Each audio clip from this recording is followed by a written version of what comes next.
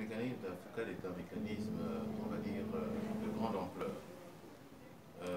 Mais ce qui est intéressant, c'est d'abord de renforcer les mécanismes de partenariat d'État à État. Et pour ce faire, le Gabon se réjouit de voir l'apport de la Chine dans certains secteurs clés pour pouvoir amener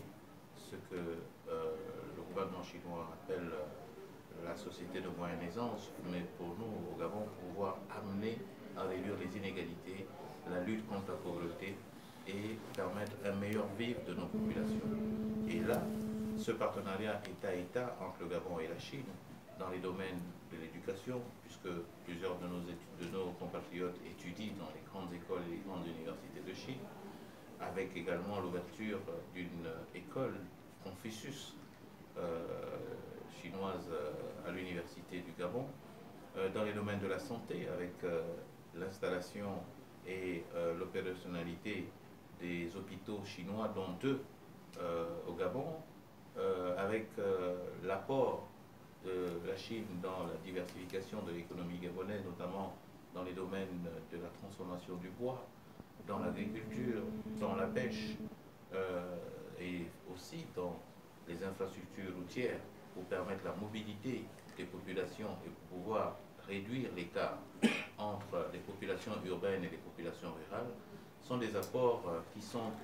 à renforcer pour que nous abordons les nouveaux principes du FOCAD avec beaucoup d'assurance. Et je pense que le travail que M. l'ambassadeur du Gabon en Chine fournit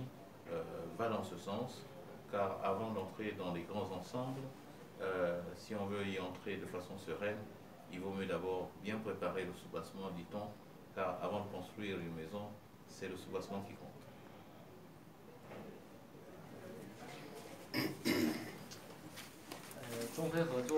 La ceinture et la route, est-ce que vous pensez que cette initiative va faciliter la coopération sud-sud? Oui, parce que le principe déjà même de la ceinture et la route, c'est l'ouverture. Et cette ouverture prônée par la Chine amènera certainement plusieurs États africains à un développement rêvé, un développement profitable au plus grand nombre et un développement qui apportera à nos pays à pouvoir s'ériger parmi les meilleurs du monde. Mais pour ça, nous avons effectivement besoin d'un partenaire comme la Chine, qui a d'abord été l'initiateur de ce concept, afin que nous puissions progressivement nous aussi nous en imprégner pour pouvoir y entrer avec beaucoup de sérénité et d'assurance, et surtout en sachant comment faire pour pouvoir ne pas être trop en retard par rapport à cette vision qui est une vision positive de l'humanité et surtout une vision altruiste pouvant amener la plupart des États qui veulent se développer à pouvoir atteindre un seuil de développement honorable, acceptable pour leur population. Le Gabon et la Chine peuvent pousser en avant ensemble la coopération future. En continuant à travailler la main dans la main, à faire en sorte que le Gabon soit un leader dans la sous-région Afrique centrale, pour pouvoir l'amener à jouer un rôle de relais par rapport aux grandes pensées politico-économiques initiées par la Chine, pour pouvoir amener les autres peuples alentours et voir les autres peuples d'Afrique à suivre le chemin proposé par les leaders chinois, notamment le président Xi Jinping,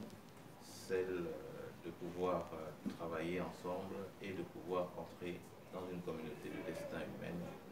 de façon humaine. Voilà.